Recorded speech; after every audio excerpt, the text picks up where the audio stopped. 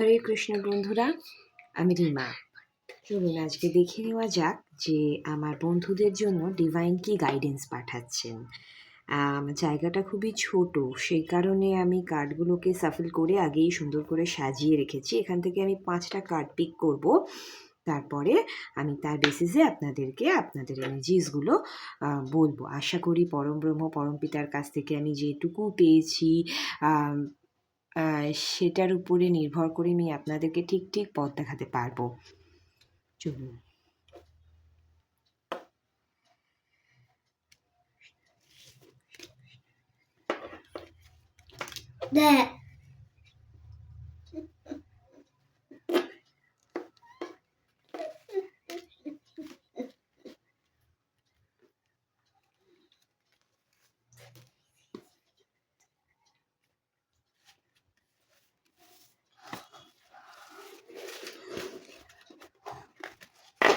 Pick করা হয়ে গেছে। বটমটা ডেক কি আছে দেখে নিই। বাহ, ask for gods grace and help. ভালো কার্ড এসেছে। দেখি কি কি কার্ড এসেছে। এটার বন্ড। কার্ডগুলো আমি আগে একটু সুন্দর করে সাজিয়ে নিই যাতে আপনারা দেখতে পান। আচ্ছা,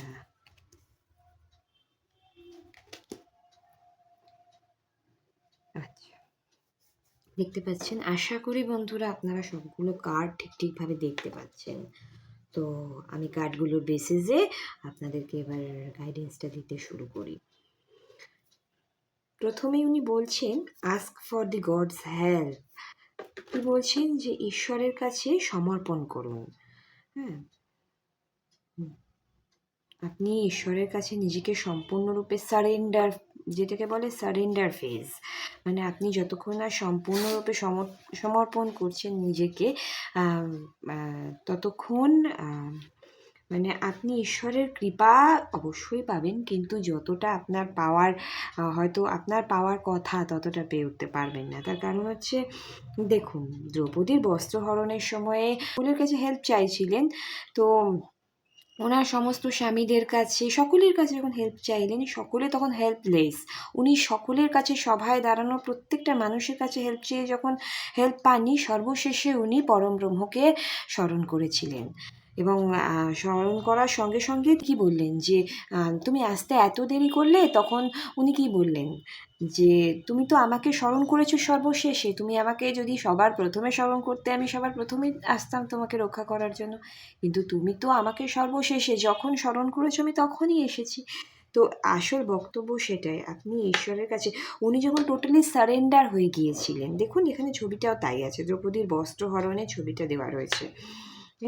তো বলছেন এখানে প্রভু এটাই আমাদেরকে গাইডেন্স দিচ্ছেন যে আপনি যখন যে কোনো কঠিন থেকে কঠিনতম পরিস্থিতিতে দাঁড়িয়ে আপনি যখন প্রভুকে স্মরণ করবেন সম্পূর্ণ সারেন্ডার্ড হয়ে, লাইক আমার আর কিছু করার নেই প্রভু, আমার আর কিছু করার নেই, আমি তোমার পায়ে সমস্তটা নিজেকে সমর্পণ করলাম, আমার সমস্ত পরিস্থিতিকে সমর্পণ করলাম, এবার তুমি দেখে নাও কি করবে। এই যে সারেন্ডার, সম্পূর্ণরূপে নিজেকে সারেন্ডার করে দেওয়া, এইটা বিশাল একটা ব্যাপার। এটা একদিন দুদিনে হয় না। মানে অ্যাকচুয়ালি আমরা আজকের দিনে যে রাহুকালে বাস করছি, রাহুকালে এসে সম্পূর্ণটাই গভর্ন করে আমাদের বুদ্ধি, মানে আমরা মন দিয়ে চলি খুবই কম। তো এরকম কন্ডিশনে দাঁড়িয়ে এই কথাগুলো হয়তো শুনতে একটু কঠিন লাগবে, করতেও একটু কঠিন লাগবে, কিন্তু এগুলো যারা করে উঠতে পারবেন নিজেদের জীবনে, তাদের জীবনের উন্নতি আটকায় কে? সোলের উন্নতিটাও তো জীবনে জরুরি জিনিস। সোল কী জিনিস? সোল হচ্ছে আমাদের আত্মা। এই যে আত্মা, এই আত্মা পৃথিবীতে এসেছে এবং আমাদের শরীরে, প্রত্যেকের শরীরে একটা আত্মা মানে একটা এনার্জি কাজ করছে, এবং আমাদের জীবন একটা সময়সীমা পর্যন্ত সীমিত, এবং সেই সময়সীমাটা পার হয়ে গেলে কি হবে? আলটিমেটলি আমাদেরকে পৃথিবী থেকে চলে যেতে হবে। তখন আমাদের এই সোলটা, আমরা এই গোটা জার্নিতে, আমাদের ছোট থেকে বড় পর্যন্ত, একটা বাচ্চা থেকে বয়স্ক মানুষ হয়ে যাওয়ার এই যে গোটা লাইফ সার্কেলটায় এক্সপিরিয়েন্স গেইন করলেন, এই শরীরটা ছেড়ে দেবো ব্যাস। তো কিন্তু এই আত্মাটা আমাদের সমস্ত এনার্জিটাকে এই যে যা যা কিছু আমরা পেলাম এই জগৎ থেকে, এই সমস্ত এনার্জি, সমস্ত এক্সপিরিয়েন্সকে নিজের সঙ্গে নিয়ে পরবর্তী জন্মের দিকে এগিয়ে যাবে। এইভাবেই বছরের পর বছর, মানে যুগের পর যুগ যাবে, সোলের বয়স বাড়বে। আমাদের সকলেরই উচিত যে আমাদের কার্মিক ব্যাগেজেসটা হালকা করে রাখা। হালকা করে রাখা মানে হচ্ছে একটু পজিটিভভাবে থাকা। দেখুন এখানে কার্ডও এসেছে, ডোন্ট প্রভোক নেগেটিভিটি। উনি বলতে চাইছেন যে আমার মনে হয় আমার ভিউয়ার্সরা কোনোভাবে নেগেটিভিটিকে মানে বাড়তে দিচ্ছেন, মানে হয়তো এমন কিছু মানুষের সংস্পর্শে আছেন, বন্ধু, কালিগ, আশেপাশের আত্মীয় স্বজন, পাড়া প্রতিবেশী, বাড়ির লোক, নানানভাবে যেখানে প্রচুর নেগেটিভিটিস কাজ করছে। তো নেগেটিভিটিস তো চারিদিকেই কাজ করছে। সবাই যে এনলাইটেন্ড মানে আলো জ্বালিয়ে ঘুরে বেড়াচ্ছে তা তো নয়। 100টা অন্ধকার মানে নেগেটিভিটির ভিড়ে একটা এনলাইটেন্ড পিপল ঘুরে বেড়ান। তো এবং তার সেই আলোটা এই অন্ধকারের মানুষগুলোকে ভীষণভাবে বিরক্ত করে। তো যাই হোক, ডেথ, আপনার একটা লাইফ সাইকেল শেষ হয়ে আর একটা সাইকেলের দিকে এগোচ্ছেন। মানে আমাদের জীবন অনেকগুলো ভাগে তো ভাগ করা রয়েছে। ধরুন যেমন ছোটোবেলার একটা ফেজ, তারপরে আমরা যখন টিনেজার হই সেইটা একটা ফেজ, তারপরে আমাদের যখন একটা মিডিল এজ যেটা আসে, তারপর আস্তে আস্তে বার্ধক্যের দিকে আমরা যাচ্ছি। এবং প্রত্যেকটা ফেজেই আমরা কিছু না কিছু নানানভাবে নিজেদের জীবনে অনেক রকমভাবে সংঘর্ষ করে এগোচ্ছি। তো সেরকমভাবেই একটা ফেজ শেষ হয়ে একটা নতুন ফেজের দিকে আপনি এগোচ্ছেন। আপনি যদি টিনেজার হন তাহলে একটা ফেজ শেষ করে একটা, আর এমনিও এই যে বছরটা এটা কর্মের বছর। এই যে এতগুলো জীবন ধরে এই যে আপনি যে বয়সী হন, 10, 15, 20, 30, 25, 50, 70, যাই হোক আপনার এজ, এই যে বয়সে দাঁড়িয়ে আপনি এই ভিডিওটা দেখছেন মানে কি পরম ব্রহ্মের এই যে গাইডেন্সটা আজকে আপনার দরকার, সে কারণেই আপনি এই ভিডিওটার কাছে এসেছেন। তো এই গাইডেন্সটা বলতে চাইছে যে আপনি এই যে কন্ডিশনে দাঁড়িয়ে আছেন, এই কন্ডিশনটা শেষ হয়ে একটা নতুন কিছু শুরু হতে চলেছে। সেইটার জন্য নিজেকে ওপেন রাখুন। ডেথ মানে হচ্ছে এই সিচুয়েশানটা যেখানে আপনি দাঁড়িয়ে আছেন, সেই সিচুয়েশানটা শেষ হয়ে একটা নতুন সিচুয়েশানের দিকে আপনি পা রাখবেন। তার জন্য নিজেকে ওপেন রাখুন। যা পজিটিভিটিস ইউনিভার্স থেকে আসছে সেটা যেন আপনি পুরোপুরি নিতে পারেন। নতুন বিগিনিং, দেখুন নিউ বিগিনিং এই কার্ডটা শো করছে। মানে একটা জীবন শেষ হয়, একটা জীবনের শুরু হয়, এটাই আমাদের মানে পৃথিবীর নিয়ম। সেই নিয়ম অনুসারেই এই কার্ডটা সেরকমই কিছু একটা মানে দেখাচ্ছে। এখানে জীবন শেষ হওয়ার কথা ঠিক বলছে না। ডেথ কার্ড সবসময় নিউ বিগিনিংয়ের কথা বলে। নিউ বিগিনিং মানে হচ্ছে সামথিং অ্যাওয়েকনিংয়ের মতন। মানে ধরুন একটা লাইফ সাইকেল শেষ হলো এবং নতুন একটা লাইফ সাইকেল শুরু হলো আপনাকে বলা হচ্ছে যে প্রভু আপনাকে প্রচণ্ডভাবে প্রোটেক্ট করে রেখেছেন। তার কারণ হচ্ছে দেখুন, আপনি যে এই যে ভিডিওটা পর্যন্ত আগেই বললাম যে এসেছেন, তার নিশ্চয়ই কোনো কারণ আছে। আপনি অবশ্যই অ্যাওয়েকনিংয়ের পথে হাঁটছেন, সেলফ অ্যাওয়েকনিংয়ের পথে। তো আপনার এখনও অনেক কাজ বাকি পৃথিবীতে, মানে আপনার পারপাস এখনও আপনি ঠিক খুঁজে পাননি, যে আপনি কী পারপাসে প্রত্যেকটা মানুষকে, প্রত্যেকটা জীবকে ঈশ্বর তো কোনো না কোনো পারপাস দিয়ে পৃথিবীতে পাঠিয়েছে। তো সেরকমই আপনার জীবনেরও কিছু একটা পারপাস আছে এবং আপনি যতক্ষণ না সেই পারপাসটাকে খুঁজে বার করছেন, তো ঈশ্বর কিন্তু আপনাকে আগলে রেখেছে, এমনি করে এইভাবে আগলে রেখেছেন। আর এটাই উনি দেখাচ্ছেন প্রোটেকশন। আপনি পুরোপুরি পরম ব্রহ্মের দ্বারা প্রোটেক্টেড রয়েছেন। তো ওনার উপর বিশ্বাস রাখুন এবং ওয়েট করুন, ঠিক আছে? এবং কি বলছে, আপনারা মনে হয় অনেকেই, আমি যে এনার্জিটা পাচ্ছি যে অনেকেই না ভীষণ মানে এনলাইটেন্ড সোল, মানে খুব হায়ার এনার্জিতে কাজ করছেন, অথবা মেডিটেশন করেন ভীষণ, বা স্পিরিচুয়াল না হলে তো নিশ্চয়ই কেউ ট্যারোট কার্ড রিডিং দেখতে আসবে না। তো এই স্পিরিচুয়ালিটিটাকে বহাল রাখুন, মানে আরও আরও আরও আরও এনহ্যান্স করুন। এখান থেকে আপনার অনেক কিছু পাওয়ার আছে। হ্যাঁ, তো দেখুন বলছে let your inner beauty shine. কি বলতে চাইছেন যে তোমার ভিতরে যে সুন্দর, মানে সুন্দর মানুষ বাইরে থেকেও হয়, ভেতর থেকেও হয়। ভেতরের সৌন্দর্যটা সবথেকে বেশি। আমি আগেই যেটা বললাম যে ভেতরের বিউটি মানে হচ্ছে সোলের জন্য কিছু করা। একটা মানুষ সারা জীবন শুধু কাজ করলো, খেলো দেলো ঘুমালো, কাজে গেল খেলো দেলো ঘুমালো, ব্যাস হয়ে গেল। এখানে তার একটা মানে জাস্ট সে জীবনের সাইকেলটাকে ফলো করছে, বাট এখানে তার আত্মার কিছু উন্নতি হচ্ছে না। এই এত কিছুর মধ্যেও আমাদেরকে আমাদের পছন্দের কিছু কাজ যেগুলো আমাদের করতে হয়, সেটাই হয়তো আমাদের লাইফ পারপাস। এই ধরুন আমি একজন হাউসওয়াইফ, আমার নিজস্ব আমার নিজের সংসার আছে, স্বামী সন্তান সবই আছে, সবাইকে নিয়ে আমি ব্যস্ত। এত কিছুর মধ্যেও আমাকে ট্যারোট রিডিং ভীষণভাবে টেনেছে একটা সময়ে।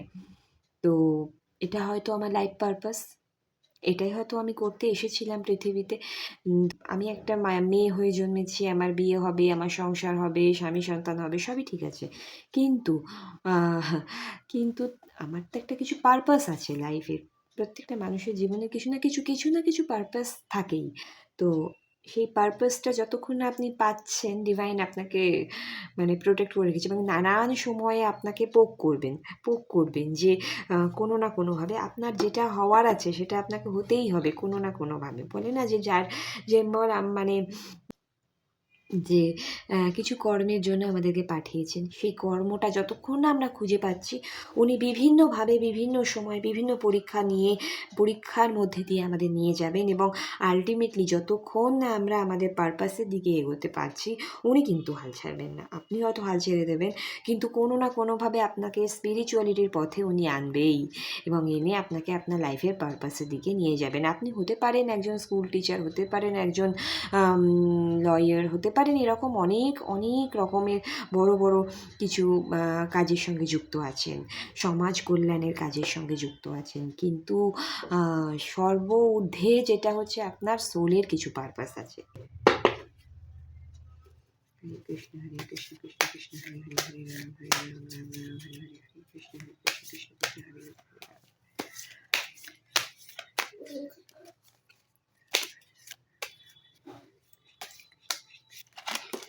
এই কার্ডটা আশা করি বন্ধুরা আমি আপনাদেরকে ঠিক গাইডেন্স দিতে পারছি।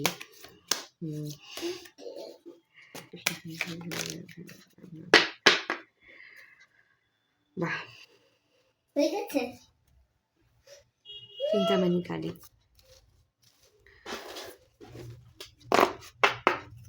দেখুন এখানে এসেছে Chintamani Kali bottom of the ডেকে। হ্যাঁ, চিন্তামণি কালী যখন অ্যাপিয়ার করেন, উনি কী করেন মানে কোনো একটা মানে আপনি কঠিন একটা পরিস্থিতির মধ্যে দিয়ে ভিক্টরি লাভ করেছেন, সেই কারণেই উনি অ্যাপিয়ার করেছেন। চিন্তামণি কালী সবসময় অ্যাপিয়ার করেন কঠিন কোনো পরিস্থিতি, রোগ ভোগ কোনো কিছু থেকে ভিক্টরি লাভ করলে, যে পরিস্থিতিটা আপনি অনেক দিন ধরে চলে আসছেন। বগলামুখী মা, মা বগলামুখী সবসময় কী করেন শত্রু বিনাশ। এই যে বললাম, আপনি আপনার কোনো শত্রুর হাত থেকে হোক, সেটা রোগ, সেটা মানে যে কোনো রকমের শত্রু হতে পারে, সেটা রোগ হতে পারে, সেটা যে কোনো মানুষ হিসেবে শত্রু, যে কোনো শত্রুর হাত থেকে আপনি রক্ষা পাচ্ছেন। বগলামুখী মা পেয়ার করেছেন মানে কি, উনি আপনাকে আপনার শত্রুদেরকে যারা আপনার নামে খারাপ কিছু রটাচ্ছে বা এখানে উনি আপনাকে প্রোটেকশন দিচ্ছেন আপনার শত্রুদের হাত থেকে। ও ওয়াও, আদ্যাকালী, আদ্যাকালী মা এসছেন মানে উনি অ্যাকচুয়াল, দাঁড়ান কার্ডগুলো আমি সাজিয়ে দিয়ে আগে। বা শ্যামাকালী, মহাসদাশিব,